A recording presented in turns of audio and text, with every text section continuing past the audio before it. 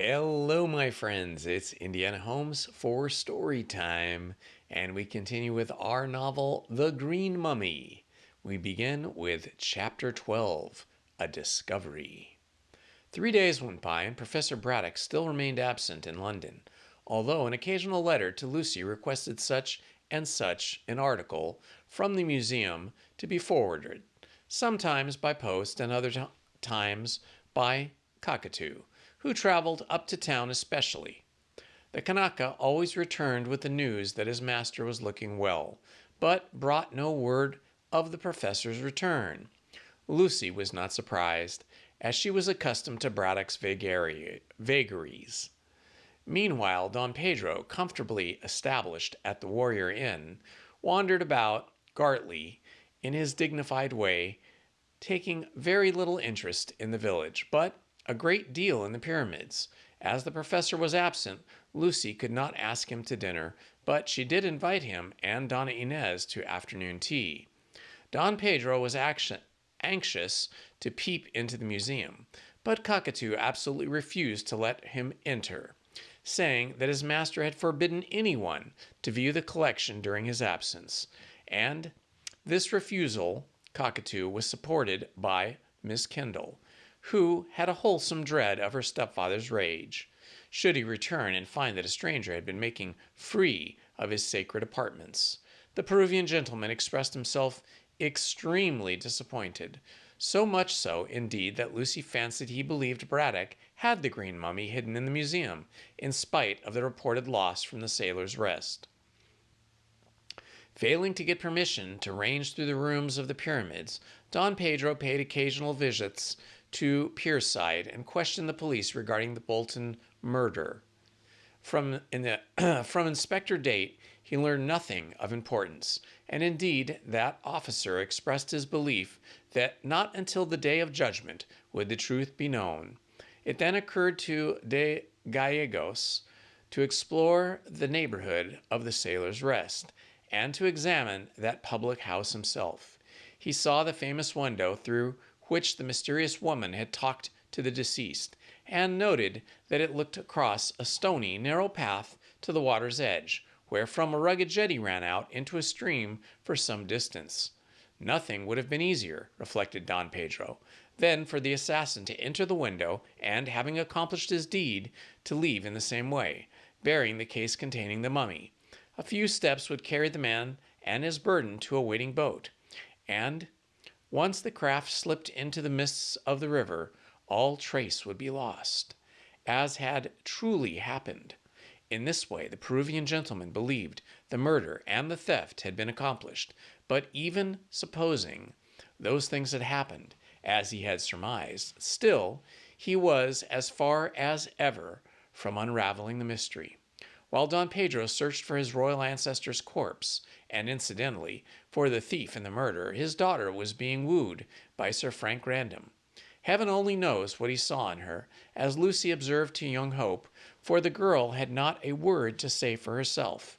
She was undeniably handsome, and dressed with great taste, save for stray hints of barbaric delight and color, doubtless inherited from her Inca ancestors. All the same, she appeared to be devoid of small talk, or great talk, or any talk whatsoever. She sat and smiled and looked like a handsome picture, but after her appearance had satisfied the eye, she left much to be desired. Yet Sir Frank approved of her stately quietness, and seemed anxious to make her his wife.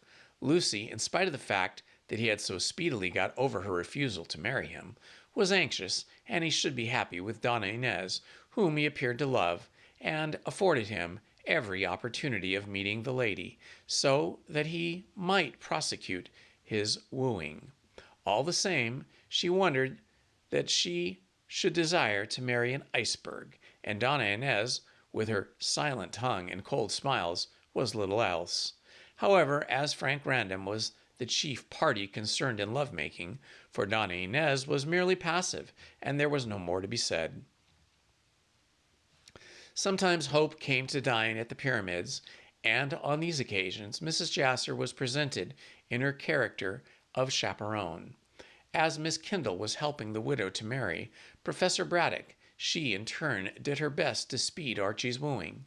Certainly the young couple were engaged, and there was no understanding to be brought about. Nevertheless, Mrs. Jasser was a useful article of furniture to be in the room when they were together, for Gartley, like all English villages, was filled with scandal-mongers who would have talked had Hope and Lucy not employed Mrs. Jasser as gooseberry. Sometimes Donna Inez came with the widow, while her father was hunting for the mummy Pierside. And then Sir Frank Random would be sure to put in an appearance to woo his Dulcinea in admiring silence. Mrs. Jasser declared that the two must have made love by telepathy, for they rarely exchanged a word. But this was all the better, as Archie and Lucy chattered a great deal, and two pair of magpies, Mrs. Jasser declared, would have been too much for her nerves. She made a very good chaperone, as she allowed the young people to act as they pleased, only sanctioning the meeting by her elderly presence. One evening, Mrs. Jasser was due to dinner, and Hope had already arrived. No one else was expected, as Don Pedro had taken his daughter to the theater at Pierside, and Sir Frank had gone to London in connection with his military duties. It was a bitterly cold night, and already a fall of snow had hinted that there might be a real English Christmas in the genuine kind. Lucy had prepared an excellent dinner for three, and Archie had brought a set of new patience cards for Mrs. Jasser, who was fond of the game.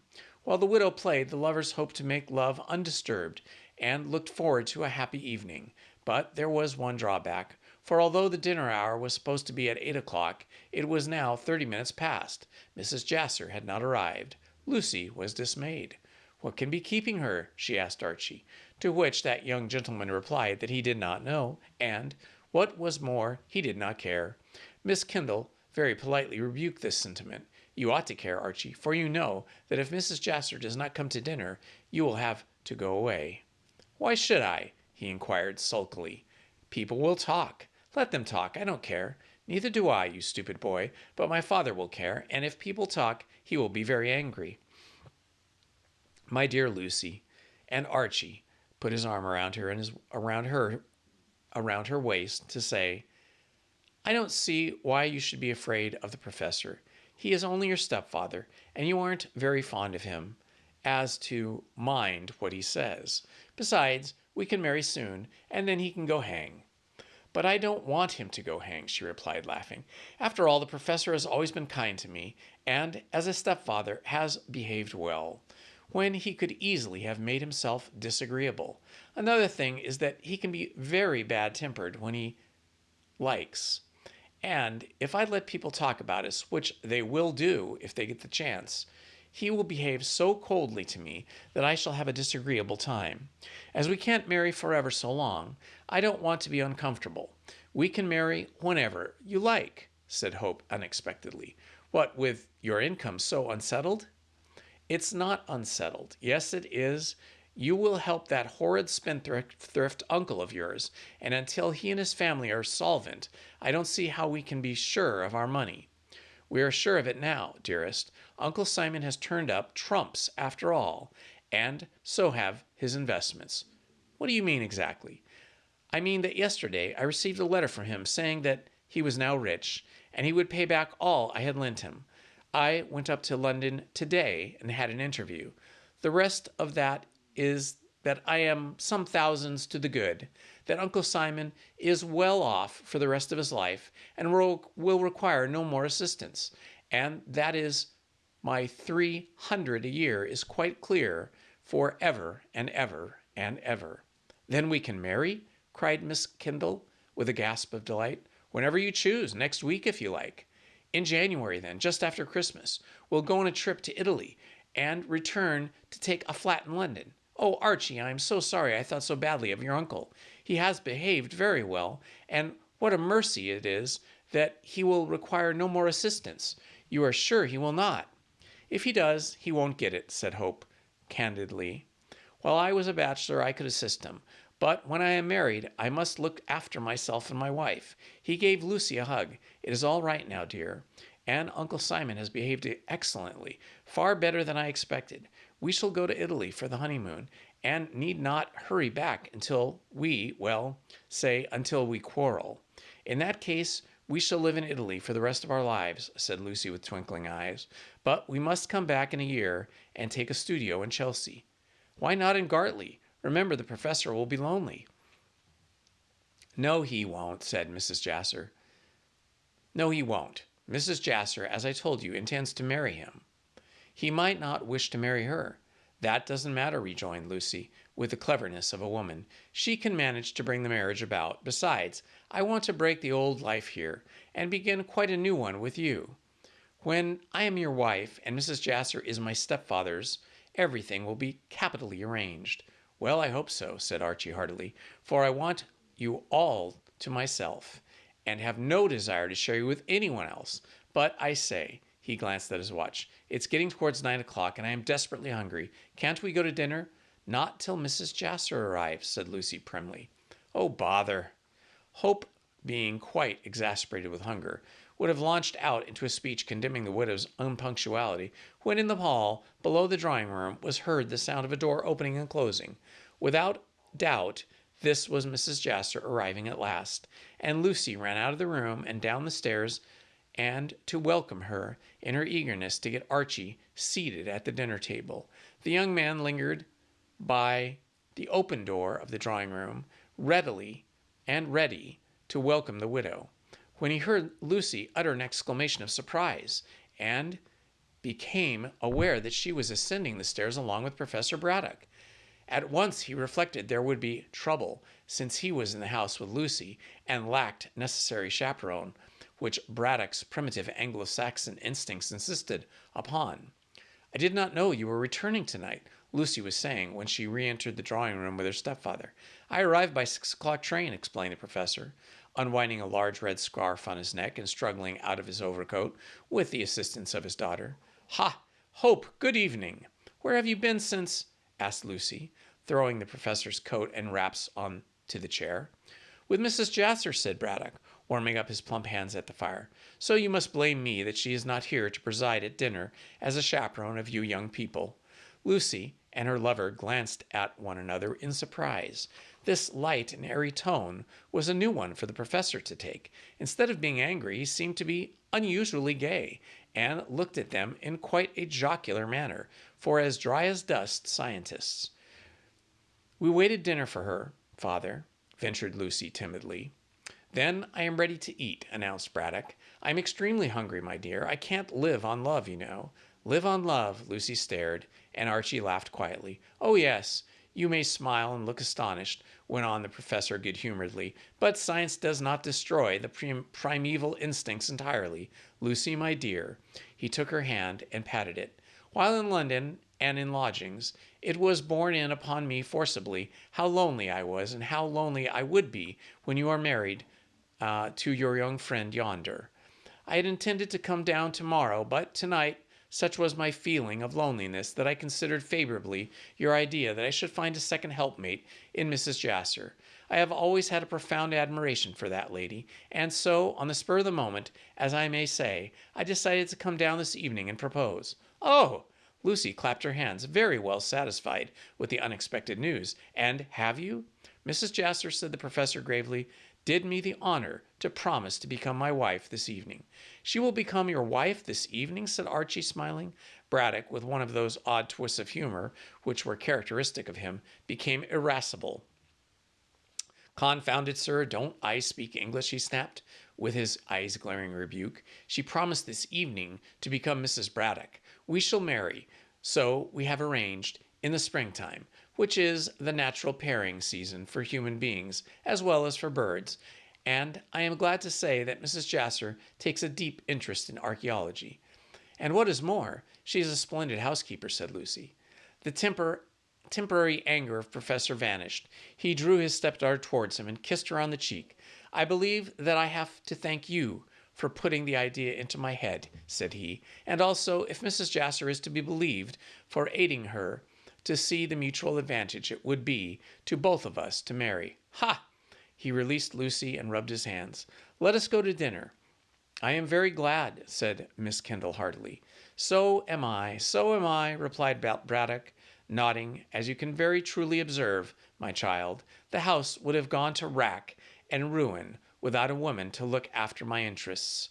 Well, he took the arms of the two young people, I really think that we must have a bottle of champagne on the strength of it. Shortly the trio were seated in the table, and Braddock explained that Mrs. Jasser, being overcome by his proposal, had not been able to face the ordeal of congratulations. But she will come tomorrow, said he, as Cockatoo filled the 3 glasses. Indeed, I shall congratulate her tonight, said Lucy obstinately. As soon as dinner is over, I shall go with Archie to her house and tell her how pleased I am. It is very cold for you to be out, Lucy dear, urged Archie anxiously. Oh, I can wrap up warmly, she answered. Strange to say, the professor made no objection to the excursion, although Hope quite expected such a stickler for etiquette to refuse permission for his stepdaughter.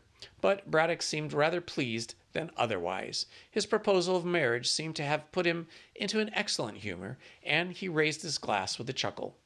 I drink to your happiness, my dear Lucy, and to that of Mrs. Jasser's. And I drink to Archie's and yours, father, she replied. I am glad that you will not be lonely when we are married. Archie and I wish to be married in January. Yes, said Hope, finishing his champagne. My income is now all right, as my uncle has paid up. Very good, very good. I have no objection, said Braddock placidly. I will give you a handsome wedding present, Lucy, for you may have heard that my future wife has money left to her by her brother, who was lately a merchant in Pekin. She is a heart and a hand with me in our proposed expedition to Egypt. Will you go there for the honeymoon, sir? Asked Hope. Not exactly for the honeymoon, since we are to be married in spring, and my expedition to the tomb of the Queen of Toshire cannot start until late autumn, but Mrs. Braddock will come with me. That is only just, since it will be her money which will be furnished to the sinews of war. Well, everything is arranged very well, said Lucy. I marry Archie. You, father, make Mrs. Jasser your wife, and I suspect Sir Frank will marry Donna Inez. Ha! Said Braddock with a start. The daughter of de Gallegos, who has come here for the missing mummy? Mrs. Jasser told me somewhat of that, my dear, but I shall see Don Pedro myself tomorrow. Meanwhile, let us eat and drink. I must go down to the museum with you. We shall go to congratulate Mrs. Jasser, said Lucy. So it was arranged, and shortly Professor Braddock retired to his sanctum along with the devoted Cockatoo, who displayed lively joy on beholding his master once more. Lucy, after being carefully wrapped up by Archie, set out with that young man to congratulate the bride-elect. It was just 9:30 when they started out.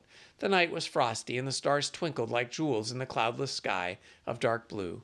The moon shone with hard brilliance on the ground, which was powdered with a light fall of snow. As young people walked briskly through the village, their footsteps rang on the frosty earth, and they scrunched the snow in their quick tread. The Warrior Inn was still open, as it was not late, and the lights shone from the windows of the various cottages. When the two, following the road through the marshes, emerged from the village, they saw the great mass of the fort bulking blackly against the sky, the glittering stream of the Thames, and the marshes outlined the delicate white. The fairy world of snow and moonlight appealed to Archie's artistic sense, and Lucy approved of the same. They did not hurry to arrive at their destination, but shortly they saw the squarely fenced acre of ground near the embankment, wherein Mrs. Jasser's humble abode was placed. Light shone through the pink curtains of the drawing-room, showing that the window had not yet retired. In a few minutes the lovers were at the gate and promptly entered. It was then that one of those odd things happened, which would argue that some people are possessed of a sixth sense. Archie closed the gate after him, and glancing right and left, walked up the snow path with Lucy. To the right was a leafless arbor, also powdered with snow, and against the white bulked a dark form, something like a coffin. Hope, out of curiosity, went up to it. "What the deuce is this?" he asked himself, then raised his voice in a loud surprise. "Lucy, Lucy, come here." "What is it?" she asked, running up. "Look." He pointed to the oddly shaped case. "The Green Mummy." Chapter 13. More Mystery. Neither Lucy nor Archie Hope had ever seen the mummy, but they knew the appearance which it would present, as Professor Braddock, with the enthusiasm of an archaeologist, had often described the same to them. It appeared, according to Braddock, that on purchasing the precious corpse in Malta, his dead assistant had written home a full description of the treasure. Consequently, being advised beforehand, Hope had no difficulty in recognizing the oddly shaped case, which was made somewhat in the Egyptian form. On the impulse of that moment, he had proclaimed this to be the long-lost mummy, and when a closer examination by the light of a match revealed the green hue of the coffin, he knew that he was right. But what was the mummy in its ancient case doing in Mrs. Jasser's arbor? That was the mute question which the two young people asked themselves and each other as they stood in the chilly moonlight, staring at the grotesque thing. The mummy had disappeared from the Sailor's Rest at Pierside some weeks ago, and now, unexpectedly, appeared in a lonely garden, surrounded by marshes. How it had been there, and how it had been brought there, or why it should have been brought there, or who had brought it to such an unlikely place, were questions hard to answer. However, the most obvious thing to do was to question Mrs. Jasser, since the uncanny object was lying within a stone's throw of her home. Lucy, after a rapid word or two, went to ring the bell and summon the lady, while Archie stood by the door, wondering how the mummy came to be there, in the same way George III had wondered how the apples got into the dumplings. Far and wide spread the marshes flatly towards the shore of the river on one side, but on the other sloping up to Gartley village, which twinkled with many lights on the rising ground. Some distance away, the fort rose black and menacing in the moonlight, and the mighty stream of the Thames glittered like polished steel as it flowed seaward. As there were only a few leafless trees dotted about the marshy ground, and as that same ground, lightly sprinkled with powdery snow, revealed every moving object for quite a mile or so, Hope could not conceive how the mummy case, which seemed heavy, could have been brought into the silent garden without its bearers being seen. It was not late, and soldiers were still returning through Gartley to the fort. Then, again, some noise must have been caused by so bulky an object being thrust through the narrow thicket, and Mrs. Jasser, inhabiting a wooden house, which was a very seashell for sound, might have heard footsteps and voices. If those who brought the mummy here, and there was more than one from the size of the case, could be discovered, then the mystery of Sidney Bolton's death would be solved very speedily. It was at this moment of his reflections that Lucy returned to the arbor, leading Mrs. Jasser, who was attired in a tea gown and who looked bewildered. "What are you talking about, my dear?" she said, as Lucy led her towards the arbor. "I declare I was never so much astonished when Jane told me that you wished to speak to me. I was just writing a letter to the lawyer who was my poor brother's property in hand, announcing my engagement to the professor, Mr. Hope." "You here also? Well, I'm sure." Lucy grew impatient at all this babble. "Did you not hear what I said, Mrs. Jasser?" she cried irritably. "Can't you use your eyes? Look, the green mummy is in your arbor." "The green mummy in my arbor," repeated Mrs. Jasser, like a child learning words of one syllable and staring at the black object before which the three were standing. "As you see," said Archie abruptly. "How did it come here?" He spoke harshly. Of course, it was absurd to accuse Mrs. Jasser of knowing anything about the matter, since she had been writing letters. Still, the fact remained that a mummy, which had been thieved from a murdered man, was in her arbor, and naturally she was called upon to explain. Some suspicion in his tone struck the little woman, and she turned on him with indignation. "How did it come here?" she repeated. "Now, how can I tell, you silly boy? I have been writing to my lawyer about my engagement to Mr. Braddock. I dare say he has told you." "Yes," chimed in Miss Kendall, "and we came here to congratulate you, only to find the mummy." "Is that the horrid thing?" Mrs. Jasper stared with all her eyes, and timidly touched the hard green stained wood. "It's the case. The mummy is inside." "But I thought that the professor opened the case to find the body of poor Sidney Bolton," argued Mrs. Jasper. "That was a packing case in which this," Archie struck the old world coffin, "was stored. But this is the corpse of Inca Coxis, about which Don Pedro told us the other night. How does it come to be hidden in your garden?" "Hidden?"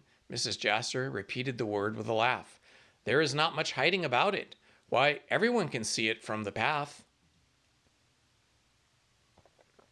"And from the door of your house," remarked Hope significantly. "Did you not see it when you took leave of Braddock?" "No," snapped the widow. If I had, I should certainly have come to look. Also, Professor Braddock, who is so anxious to recover it, would have not allowed it to remain here." "Then the case was not here when the professor left you tonight?" "No, he left me at 8 o'clock to go home to dinner." "When did he arrive here?" questioned Hope quickly. "At 7. I am sure of the time, for I was just sitting down to my supper. He was here an hour. But he said nothing, when he entered, of the mummy being in the arbor, nor when he left me at the door and I came to say goodbye to him. Did either of us see the object? No." "To be sure," added Mrs. Jasper meditatively, "we did not look particularly in the direction of the arbor. I scarcely see how anyone entering or leaving the garden could fail to see it, especially as the snow reflects the moonlight so brightly." Mrs. Jasper shivered, and taking the skirt of her own tea gown, flung it over her carefully attired head. "It is very cold," she remarked irritably. "Don't you think we had better return to the house and talk there?" "What?" said Archie grimly. "And leave the mummy to be carried away as mysteriously as it has been brought here? No, Mrs. Jasper, that mummy represents 1,000 pounds of my money. I understood that the professor bought it himself." "So he did, but I supplied the purchase money. Therefore, I do not intend that this should be lost sight of again. Lucy, my dear, you run home again and tell your father that we have found. He had better bring men to take it to his museum. When it is there, Mrs. Jasper can then explain how it came to be in her garden." Without a word, Lucy set off, walking quickly, anxious to fulfill her mission, and gladden the heart of her stepfather with the amazing news. Archie and Mrs. Jasper were left alone, and the former lighted a cigarette while he tapped the mummy case and examined it as closely as the pale gleam of the moonlight permitted. Mrs. Jasper made no move to enter the house, much as she complained of the cold, but perhaps she found the flimsy skirt of the tea gown sufficient protection. "It seems to me, Mr. Hope," said she very tartly, "that you suspect my having a hand in this," and she tapped the mummy coffin also. 10 o'clock, or a few minutes after, therefore, since neither you nor Braddock saw the mummy, I take it that the case was brought here by some unknown people between 8 o'clock and 9:45, about which time I arrived here with Lucy." Mrs. Jasper nodded. "You put the matter very clearly," she observed dryly. "You have mistaken your vocation. Mr. Hope and should have been a criminal lawyer. I should turn detective were I you." "Why?" asked Archie with a start. "You might ascertain my movements on the night when the crime was committed," snapped the little widow, a woman muffled in a shawl, "in much the same way that my head is now muffled in my skirt. Talk to Bolton through the bedroom window of the Sailor's Rest, you know." Hope expostulated. "My dear lady, how you run on! I assure you that I would as soon suspect Lucy as you." "Thank you," said the widow very dryly and very tartly. "I merely wish to point out," went on Archie in a conciliatory tone, "that as the mummy, in its case, as appears probable, was brought into your garden between the hours of 8 and 10, less 15 minutes, that you may have heard the voices or footsteps of those who carried it here?" "I heard nothing," said Mrs. Jasser, turning towards the path. "I had my supper and played a game or two of patience, and then wrote letters, as I told you before, and I am not going to stand in the cold, answering silly questions, Mr. Hope. If you wish to talk, you must come inside." Hope shook his head and lighted a fresh cigarette. "I stand guard over this mummy until the rightful owner comes," said he determinedly. "Ho!" rejoined Mrs. Jasper scornfully. She was now at the door. "I understood that you bought the mummy, and therefore were its owner. Well, I only hope you'll find those emeralds Don Pedro talked about," and with a light laugh she entered the cottage. Archie looked after her in a puzzled way. There was no reason to suspect Mrs. Jasser so far as he saw, even though a woman had been seen talking to Bolton on the night of the crime. And yet, why should the widow refer to emeralds, which were of such immense value, according to Don Pedro? Hope glanced at the case and shook the primitive coffin, anxious for the moment to open it and ascertain the jewels were still clutched grimly in the mummy's dead hands. But the coffin was fastened tightly down to the wooden pegs, and could only be opened with extreme care and difficulty. Also, as Hope reflected, even did he manage to open this receptacle of the dead, he still could not ascertain if the emeralds were safe, since they would be hidden under innumerable swathings of green-dyed llama wool. He therefore let the matter rest there, and, staring at the river, wondered how the mummy had been brought to the garden in the marshes. Hope recollected that the experts had decided the mode in which the mummy had been removed from the Pierside public house. It had been passed through the window, according to Inspector Date and others, and, when taken across the narrow path which bordered the river, had been placed in a waiting boat. After that it had vanished until it had reappeared in this arbor. But if taken by water once, it could have been taken by water again. There was a rude jetty behind the embankment, which Hope could easily see from where he stood. In all probability, the mummy had been landed there and carried to the garden, while Mrs. Jasser was busy with her supper and her game of cards and her letters. Also, the path from the shore to the house was very lonely, and if any care had been exercised, which was probable, no one from the fort road or the village street could have seen the stealthy conspirators bringing their weird burden. So far, Hope felt that he could argue excellently, but who had brought the mummy to the garden, and why had it been brought there? These questions he could not answer so easily, and indeed did not at all. While thus meditating, he heard far away in the frosty air a puffing and blowing and panting like an impatient motor car. Before he could guess what it was, Braddock appeared, simply racing along the marshy causeway, followed closely by Cockatoo, and at some distance away, Lucy. The little scientist rushed through the gate, which he flung open with a noise fit to wake the dead, and lunged forward to fall with outstretched arms upon the green casket. There he remained, still puffing and blowing, and looked as though he were hugging a huge green beetle. Cockatoo, who, being lean and hard, kept his breath more easily, stood respectfully by, waiting for his master to give orders, and Lucy came in quietly at the gate, smiling at her father's enthusiasm. At the same moment, Mrs. Jasser, well wrapped up in a coat of sables, emerged from the cottage. "I heard you coming, Professor," she called out, hurrying down the path. "I should think the whole fort heard Professor coming," said Hope, glancing at the darkness. "The soldiers must think it is an invasion." But Braddock paid no heed to his jocularity, or even to Mrs. Jasser, to whom he had been so lately engaged. All his soul was in the mummy case, and as soon as he recovered his breath, he loudly proclaimed his joy at this miraculous recovery of this precious article. "Mine, mine!" he roared, and his words ran violently through the frosty air. "Be calm, sir," advised Hope. "Be calm." "Calm, calm," bestowed Braddock, struggling to the standing position. "Oh, confound you, sir! How can I be calm when I find what I have lost? You have a mean, groveling heart, Hope, not the soaring spirit of a collector." "There is no need to be rude to Archie, father," corrected Lucy sharply. "Rude, rude! I am never rude, but this mummy—" Braddock peered closely at it, and rapped the wood to assure himself it was no phantom. Yes, it is my mummy, the mummy of the Inca Coxus. Now I shall learn how Peruvians embalm their royal dead. Mine, mine, mine! He crooned like a mother over a child caressing the coffin, then suddenly drew himself upright and fixed Mrs. Jasser with an indignant eye. So it was you, madame, who stole my mummy, he declared venomously, and I thought of making you my wife. Oh, what an escape I have had! Shame, woman, shame!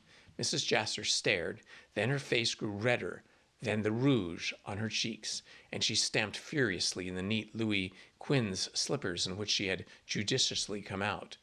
How dare you say what you have said? She cried, her voice shrill and hard with anger. Mr. Hope has been saying the same thing. You are both mad. I never set eyes on the horrid thing in my life. And only tonight you told me that you loved me. Yes, yes, I said many foolish things. I don't doubt, madame. But that is not the question. My mummy, my mummy. He rapped the wood furiously. How does my mummy come to be here? I don't know, said Mrs. Jasser, still furious. And I don't care. Don't care, don't care. When I look forward to your helping me in my life's work, my wife. I shall never be your wife, cried the widow, stamping again.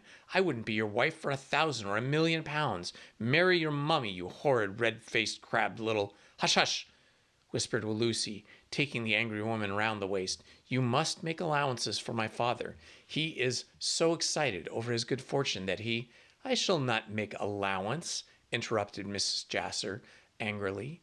He practically accuses me of stealing the mummy. If I did that, I must have murdered poor Sidney Bolton. No, no, cried the professor, wiping his red face. I never hinted at such a thing. But the mummy is in your garden. What of that? I don't know how it came here, Mr. Hope. Hopefully you do not support Professor Braddock in his preposterous accusation. I bring no accusation, stuttered the professor. Neither do I, Mrs. Jasser. You are excited now. Go in and sleep, and tomorrow you will talk reasonably. This brilliant speech was from Hope, and wrought Mrs. Jasser into a royal rage.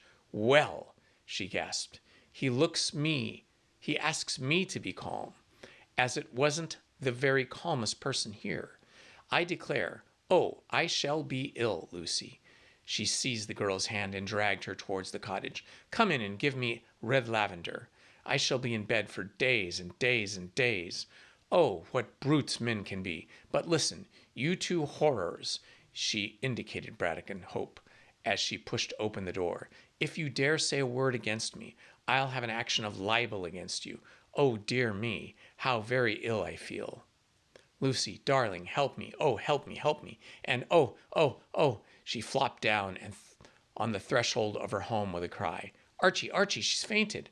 Hope rushed forward and raised the stout little woman in his arms. Jane, attracted the clamor, appeared on the scene, and between the three of them, they managed to get Mrs. Jasser placed on the sofa of the pink drawing room. She certainly was in a dead faint, so Hope left her in the administrations of Lucy and the servant, and walked out again into the garden, closing the cottage door after him. He found the heartless professor quite oblivious to Mrs. Jasser's sufferings. So, taken up was he with the newly found mummy, Cockatoo had been sent for a handcart, and while he was absent, Braddock expatiated on the perfections of the relic of the Peruvian civilization. Will you sell to Don Pedro? Asked Hope. After I have done with it. Not before, snapped Braddock, hovering round his treasure. I shall want a percentage of my bargain also. Archie thought privately that if Braddock unswathed the mummy, he would find the emeralds and would probably stick to them, so that his expedition to Egypt could be financed. The case, Don Pedro would no longer wish to buy the corpse of his ancestor, but while he debated as to the advisability of telling the professor of the existence of the emeralds, Cockatoo returned with the handcart. You have lost Mrs. Jasser? Said Hope, while he assisted the professor to hoist the mummy onto the cart. Never mind, Braddock patted the coffin. I have found something much more to my mind, something ever so much more. Ha ha ha ha ha. Please hit the like button, subscribe, and hit the notifications button. Thank you very much.